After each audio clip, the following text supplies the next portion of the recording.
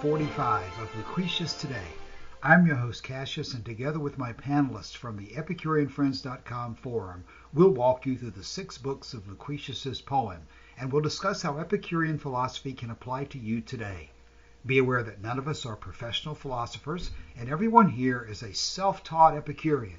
We encourage you to study Epicurus for yourself, and we suggest the best place to start is the book Epicurus and His Philosophy by Canadian professor Norman DeWitt. For anyone who's not familiar with our podcast, please check back to episode 1 for a discussion of our goals and our ground rules. If you have any questions about that, please be sure to contact us at EpicureanFriends.com for more information. In today's episode, we'll cover roughly lines 634 through 740 from Book 3 of the Latin text of Lucretius. The topic will be further arguments on the mortality of the soul. Now let's join the discussion with Charles reading today's text. And since the vital sense, we perceive, is diffused through the body, and we see the whole body animated throughout, if any weapon cuts it in two in the middle of a sudden stroke, and divides the parts asunder, the powers of the soul, without doubt, being separated and disunited, will follow the fate of the body. But whatever is cut asunder and falls into parts can have nothing immortal in its nature. Chariots, we read, armed with scythes and reeking with confused slaughter, would cut off a limb with so quick a force that the divided part that fell off from the body might be seen trembling upon the ground, when the mind and heart of the man feel nothing of the pain. So sudden was the wound.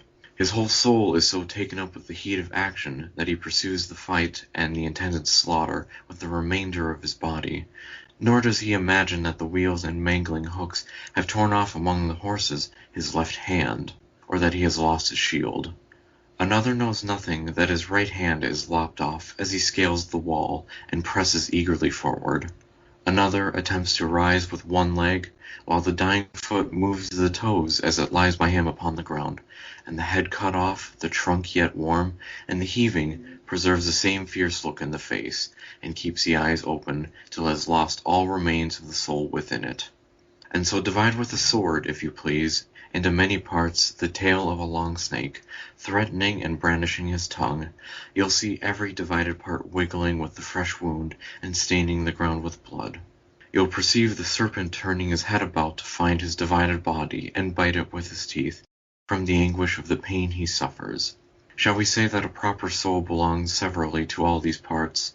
By this rule it will follow that the same creature is animated by many souls at the same time.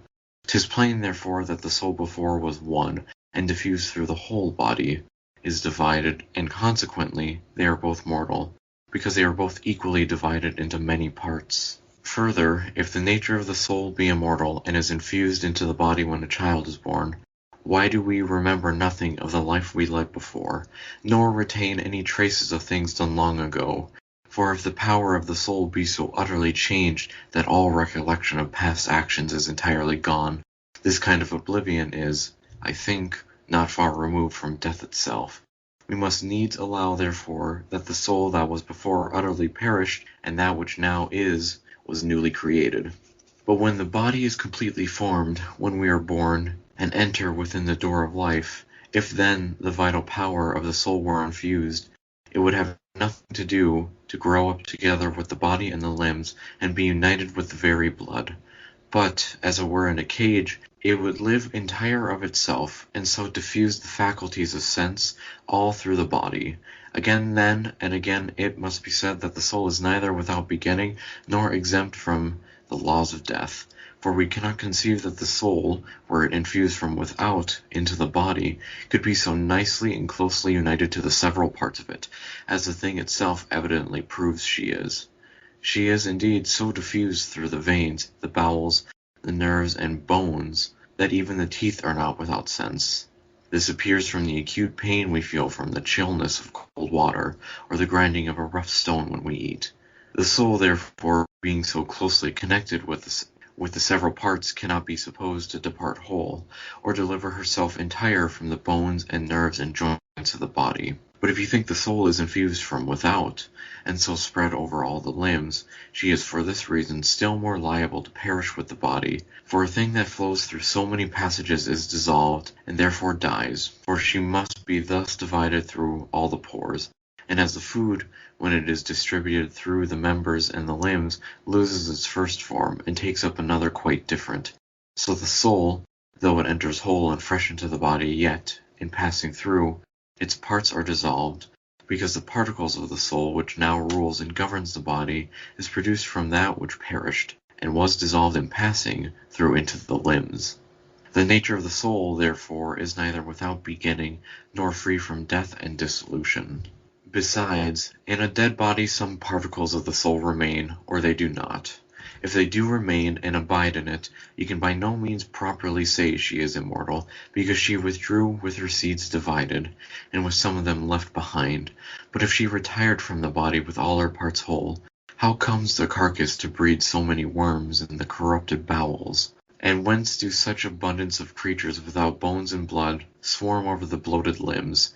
But if you fancy that souls formed without creep into these worms, and every single worm has a particular soul, nor think it strange that so many thousand should flow together from without to the place from whence one departed, yet it is proper to inquire into and to examine this, whether every particular soul searches into the several seeds of the worms, and chooses for itself what seeds are most proper to make itself a body, or whether she enters into a body already formed.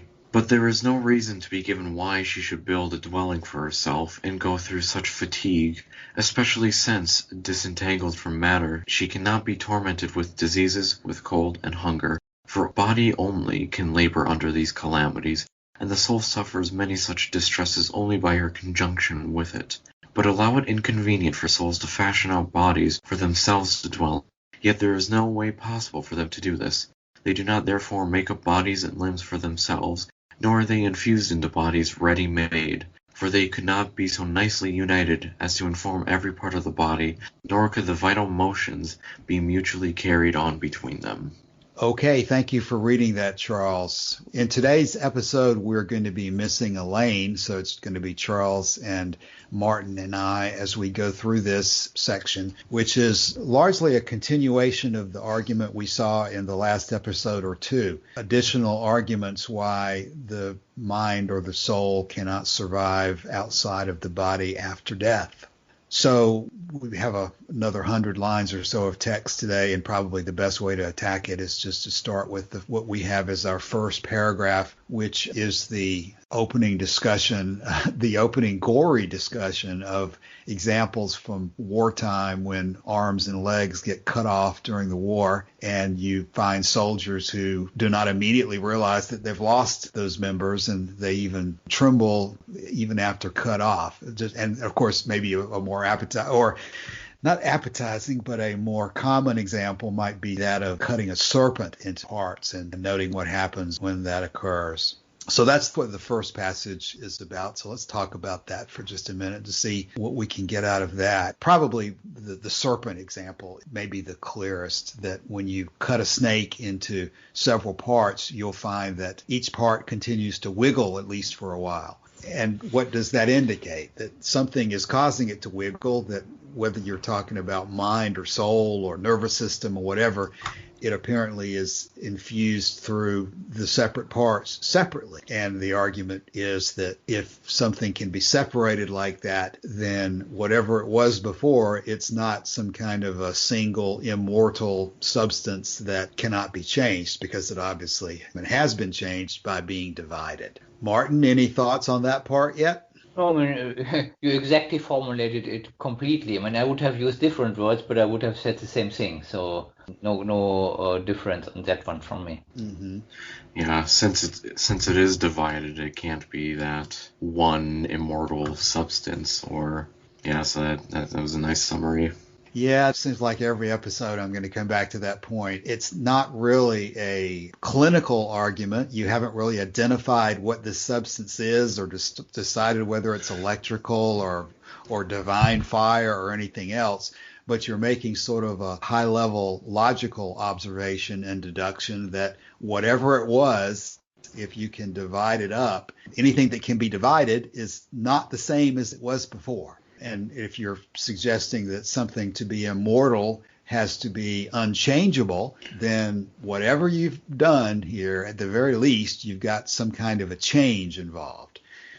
Or at least that's the sort of superficial way that most people would look at the fact that if you can divide something, then it's not the same as it was before. 1/2 is not the same as 1 on a very mathematical level. I've always found the next passage and this argument to be as interesting as almost any other, because I think the next passage is asking the question, if the soul is immortal and came into the body when the child was born, why do we remember nothing of the life we led before? I think we've already seen this argument in the past in earlier books, or else we're going to see it again, because they, in the earlier or other section, it's combined with the question about why don't we remember the Carthaginians attacking Italy and rampaging through the countryside? We would remember that if we had been there, and our souls are just reincarnated from prior people. This seems to be sort of just inserted here in a very brief position without that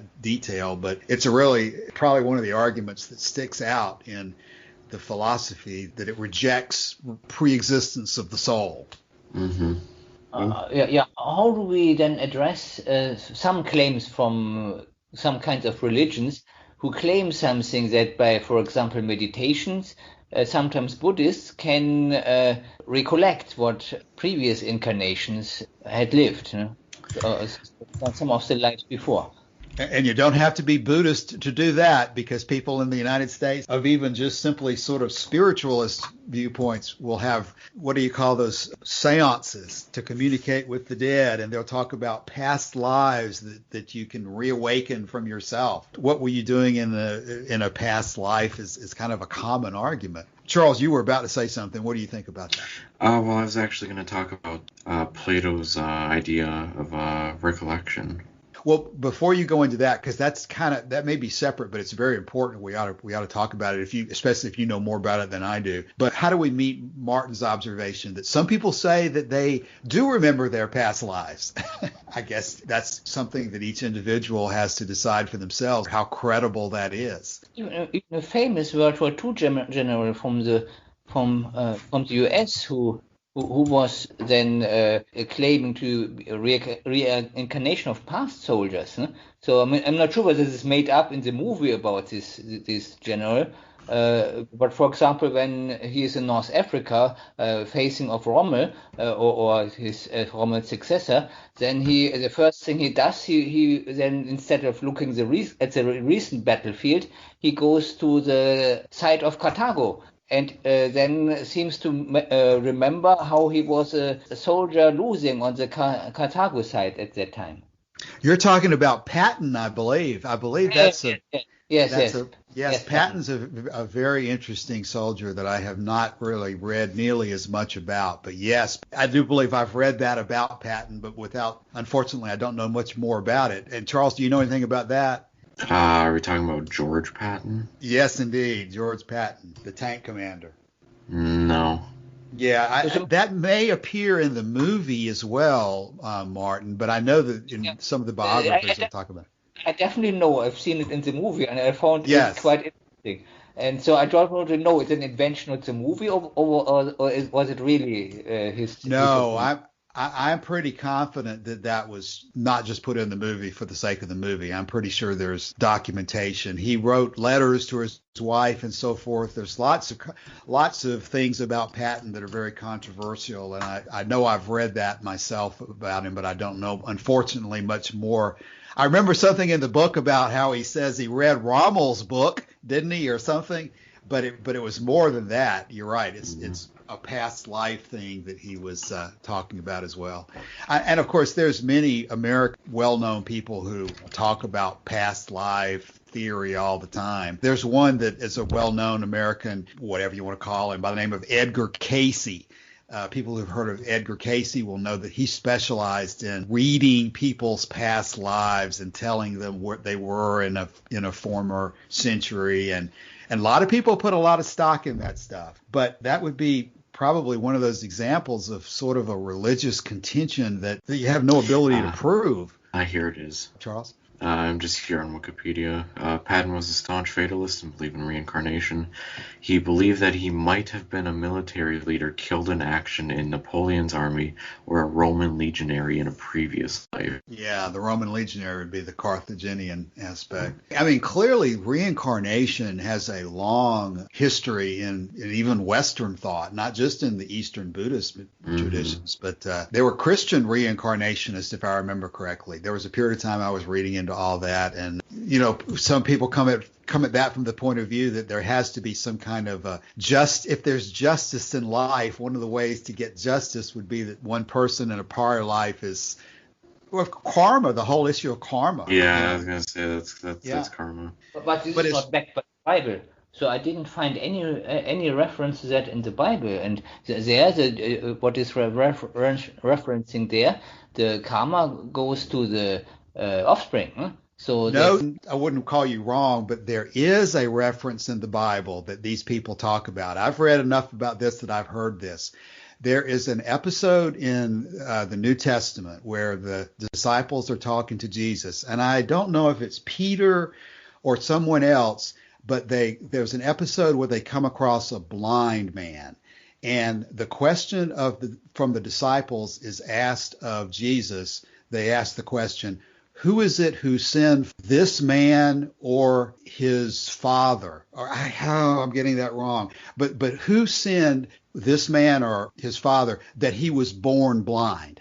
And the way the question is asked, it clearly implies that the disciples were thinking it possible that this man had been born previously to have sinned in a prior life, causing him to be born blind in this one.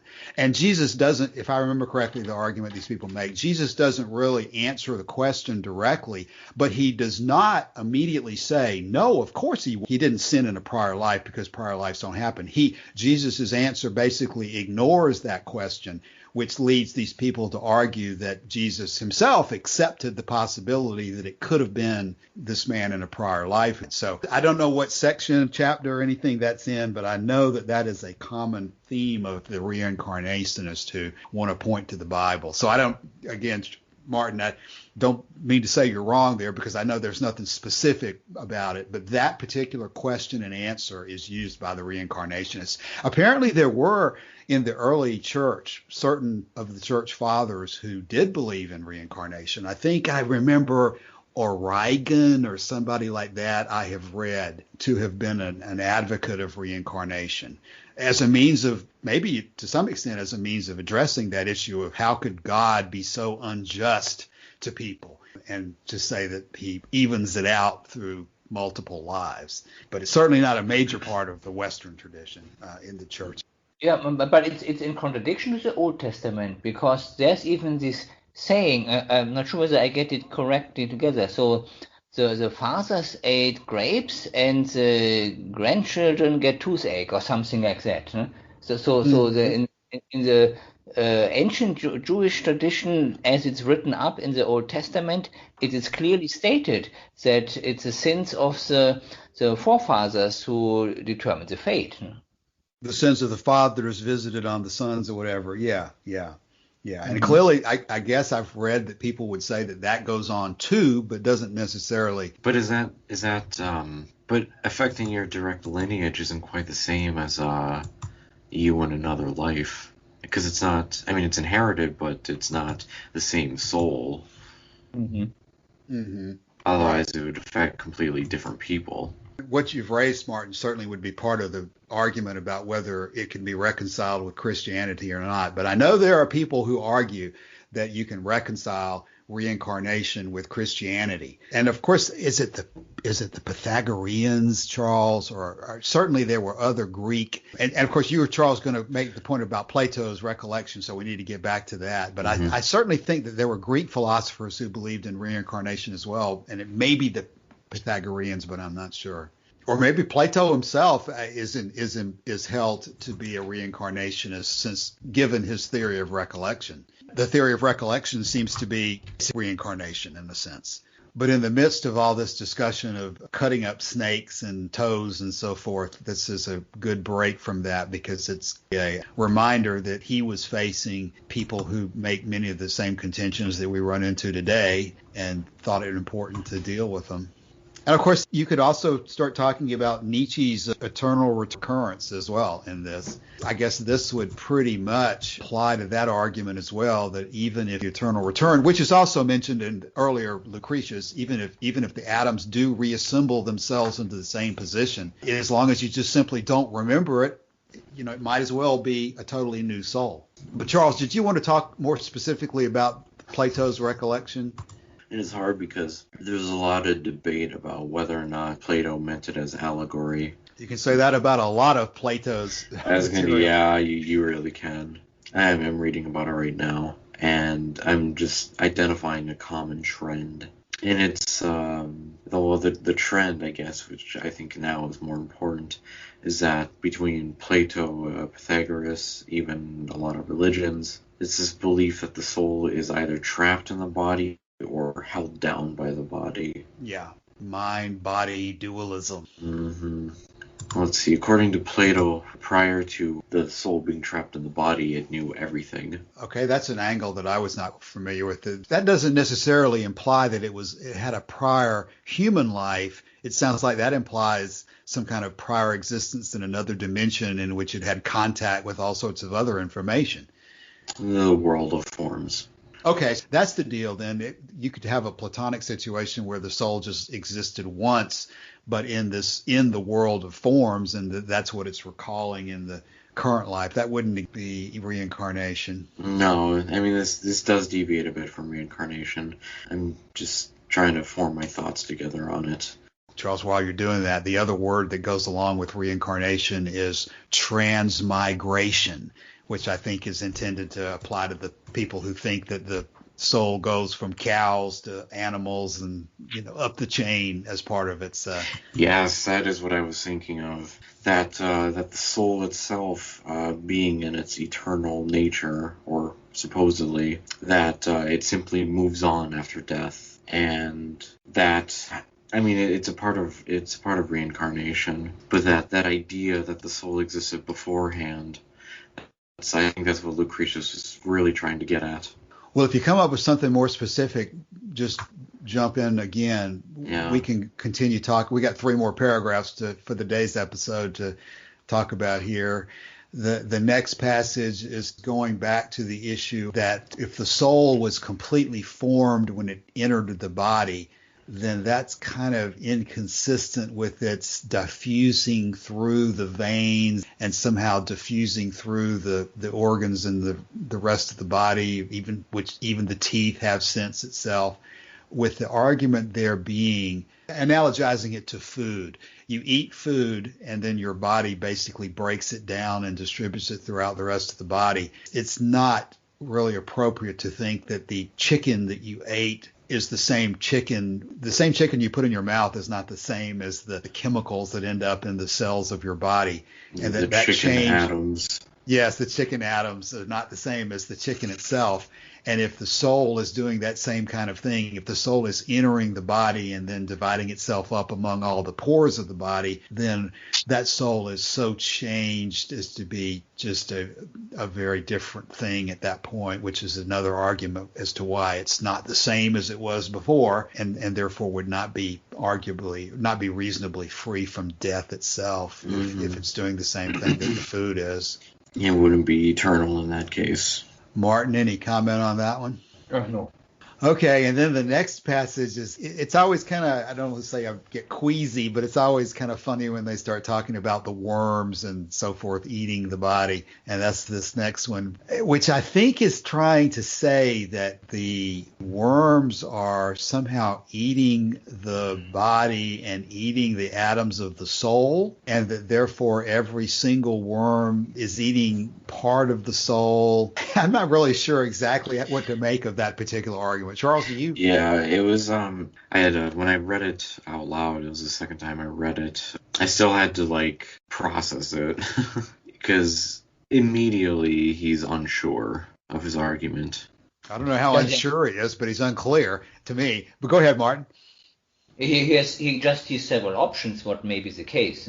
He may have a preferred one, but he stays neutral on this one as he writes it. Yeah, he proposes this and then says, or they do not, but at least he does provide argumentation for both. You can look at different passages, like I pick out for a second right now, it says, if you fancy that souls formed from without creep into these worms. And so he's talking about the worms having a soul of their own. You don't think it's strange that so many thousands should flow together from outside to the place where one departed. Like you say, I guess he's just setting up alternatives for what could be, but all of the alternatives point away from the soul being immortal. We could probably, these last two passages that we're looking at, we probably should kind of look at them together, because I see the next one starts with the sentence, there's no reason to be given why the soul should build a dwelling for itself. Actually, that last passage to me is more clear and more important than the question of whether thousands of worms have souls of their own. That last one is talking about why should a soul ever build a dwelling for itself and go through the fatigue basically of life, where you get tormented by disease and cold and hunger, because only the body suffers from those things. So why should the soul, which is floating around and not suffering from those distresses, decide that it wants to go through all that? And I don't know that we're probably cutting it off in the middle of the argument by stopping with this particular passage. But that, to me, has always been I think I see that argument raised a lot, and it's a pretty good one. If the soul is this perfect, as Charles, as you were saying before, if the soul is living in this world of forms and knows everything and doesn't have any of the diseases and pains of life, then why in the world would the soul ever decide to become born in the first place? You probably pretty much have to construct some kind of religious arguments like the Christians do about God wanting it to happen, or having some outside reason to be forced upon the soul to go through it. Like it's trapped with Pythagoras. Trapped, like you said. What is it about the body that's so, and of course, what is it about the body that's so attractive that would make the soul ever go into it and be trapped in the first place? I presume the ready answer that those guys would have for that is pleasure.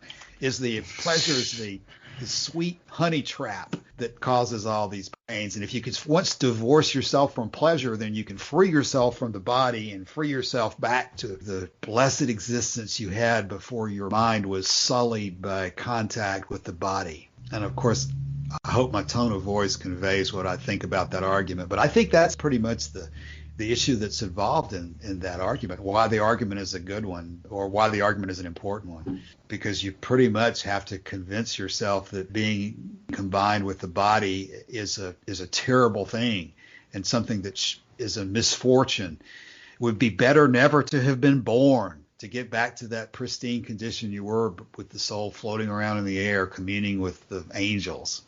As we think about what else to say today, I think I was looking ahead. We do have, it looks like, one more episode to go where we continue talking about these arguments about the mind not being, and the soul not being immortal. And then we get into the more general arguments about why we should reconcile ourselves to death. But at least for today, we've had another series of these detailed arguments. We're getting close to the end of book 3 then, aren't we?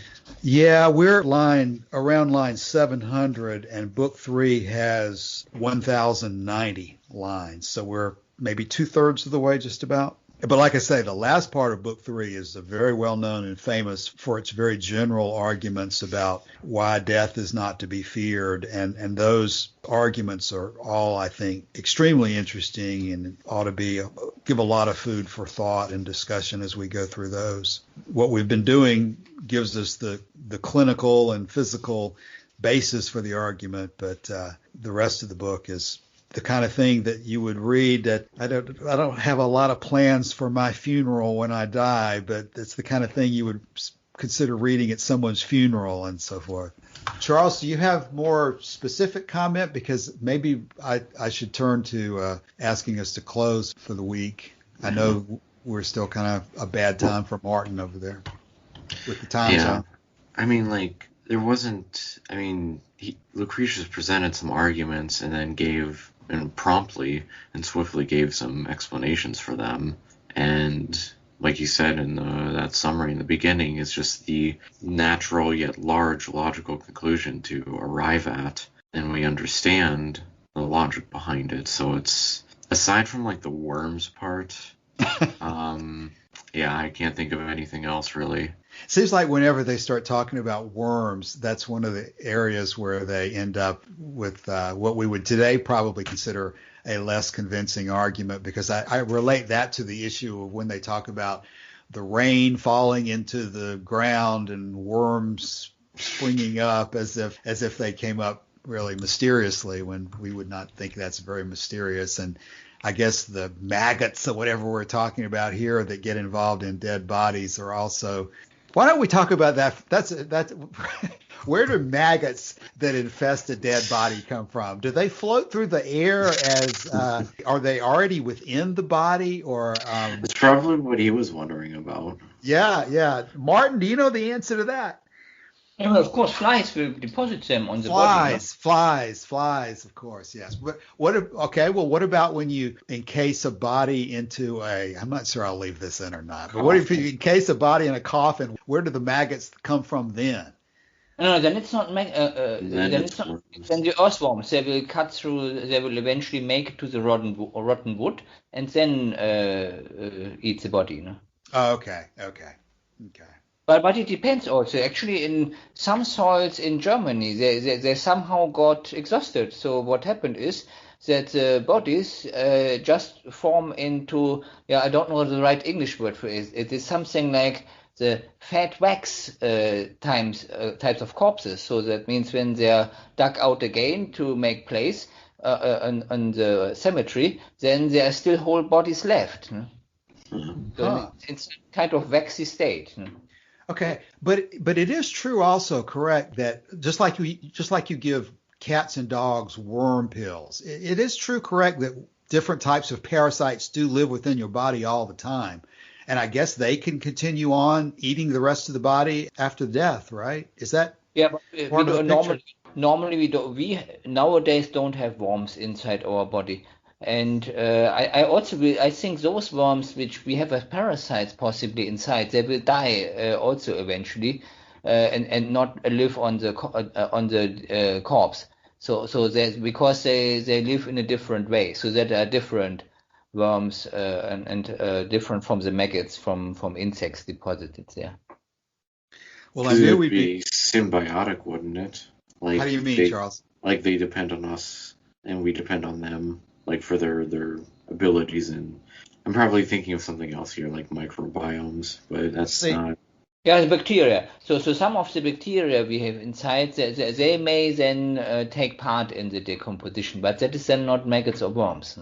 This is where I knew we'd be missing Elaine's expertise today, because of course she could probably explain to us whether the internal worms continue after death or what, but maybe we can ask her about that next week, because we do have one more week of this left to go. Okay, let's go ahead and talk about, anybody have any closing thoughts that you want to add for today? I'm probably just going to be thinking about those worms still.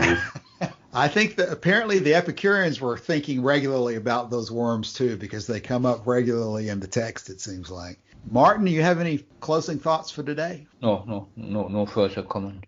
Well, I don't think that I do either. We should have Elaine back with us next week, and we will go through another 100 lines or so of Book 3. So, okay, I guess with that, we'll close for the day, so we'll talk next week. All right. Okay, bye. Thanks, bye.